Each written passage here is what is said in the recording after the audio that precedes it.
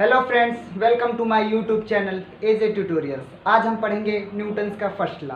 तो चलो शुरू करते हैं न्यूटन्स का फर्स्ट लॉ। न्यूटन्स का फर्स्ट लॉ क्या बोलता है? न्यूटन्स का फर्स्ट लॉ बोलता है अगर कोई चीज़ रेस्ट में है तो वो रेस्ट में रहेगी, अगर कोई चीज़ मोशन में है तो वो मोशन में रहेगी, जब तक हम कोई अलग से इस पर फोर्स ना लगाएं। अब रेस्ट और मोशन को और लॉ ऑफ मोशन को हम इनर्शिया भी बोलते हैं। इनर्शिया का मतलब क्या होता है? रेसिस्ट करना, किसी चीज को रोकना। अब इनर्शिया में दो तरह से होंगे, इनर्शिया ऑफ मोशन,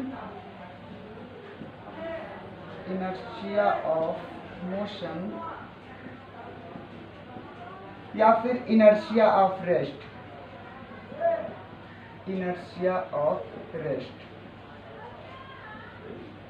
अब हम इसको डिफिनेशन बताएं। तो ये है हमारा first law of motion. First law of motion क्या बोलता है? An object continuous to remain at rest और in state of uniform motion along a straight line unless an external unbalance force act on it.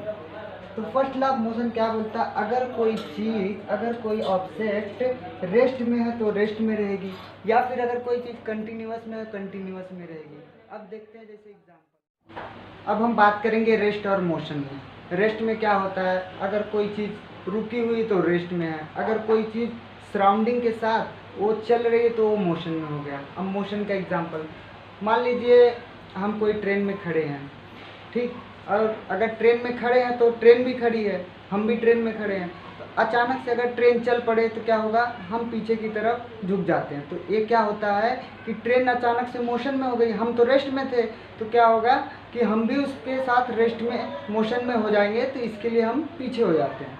अब क्या होगा? जैसे अगर कभी हम बस में सफ़र करें, बस चल रही है, हम खड़े हैं बस में, तो क्या होता है, बस अचानक से ब्रेक लगी तो बस रुकेगी। तो जैसे ही बस रुकेगी हम क्या होते हैं? आगे की तरफ झुक जाते हैं। मतलब कि बस के साथ हम भी मोशन में थे, लेकिन क्या हुआ, अचानक बस रेस्ट में हुई तो हम भी रेस्ट में होने के लिए आगे हो जाते हैं। तो अभी क्या है, उसमें क्या बोला है फर्स्ट लॉ ऑफ मोशन में? अगर कोई चीज़ मोशन में रहेगी तो मोशन में रहेगी, लेकिन कभी कभी क्या होता है, हम बॉल है, बॉल को अगर फेंक देते हैं तो क्या वो जाके थोड़ी देर पर रुकती है। तो उसने क्या बोला, मोशन में अगर है कोई चीज़ तो मोशन में, लेकिन ये रुकती क्यों है? तो जैसे ये बॉल है, अगर इसको हम फेंकेंगे तो चलती रहेगी, लेकिन रुकेगी कब? जब इस पे क्या लगता है? फ्रिक्शन फोर्स लगता है, जो हमें दिखता नहीं लेकिन ये फ्रिक्शन फोर्स लगता है। अगर यही बॉल हम जहाँ ऐसी जगह फेंके जहाँ फ्रिक्शन ना लगे, जैसे स्पेस में अगर हम बॉल फेंकेंगे क्या होगी? वो कंटिन्यूअसली घूमती रहेगी, कंटिन्यूअसली स्ट्रेट मोशन में चलती रहेगी। कैसे क्या होता है? सोलर सिस्टम में क्या होता है? प्लेनेट अराउंड करते हैं, तो वो देखो कंटिन्यूअसली अराउंड करते हैं, क्योंकि वहाँ पे ग्रेविटी नहीं है, वहाँ पे कोई फ्रिक्शन फोर्स नहीं लगता है। अब देखो जैसे कोई बैलेंस फोर्स है, बैलेंस और अनबैलेंस फोर्स। जैसे मान लेते हैं कोई वेट है, ये मान लो 5 किलो का, तो दो लोग, कोई आदमी है,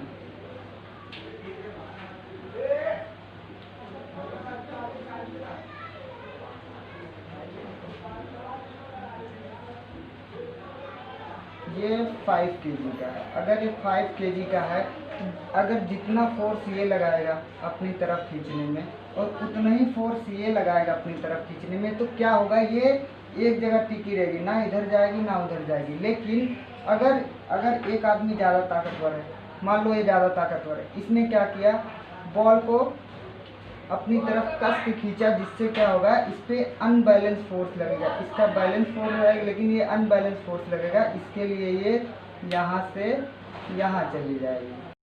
तो ये था न्यूटन्स का फर्स्ट लॉ जो हम पढ़ चुके हैं। अब पढ़ेंगे हम F = ma। ये है न्यूटन्स का सेकेंड लॉ, लेकिन हम पढ़ेंगे इसको अगली वीडियो में। तो अगर आपको अच्छा लगा तो लाइक और सब्सक्राइब करें, और अगर कोई डाउट हो तो कमेंट बॉक्स में आप पूछ सकते हैं। Thank you.